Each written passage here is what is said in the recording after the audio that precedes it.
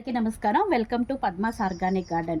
మనము మొక్కలకి వారానికి ఒక్కసారి వీక్లీ వన్స్ రకరకాలైన లిక్విడ్ పోషకాలు వేయాలని తెలుసుకున్నాం కదా. అలాంటి ఆర్గానిక్ లిక్విడ్ పోషకం గురించి, ఫర్టిలైజర్ గురించి ఈరోజు మీకు ఎక్స్ప్లెయిన్ చేస్తాను.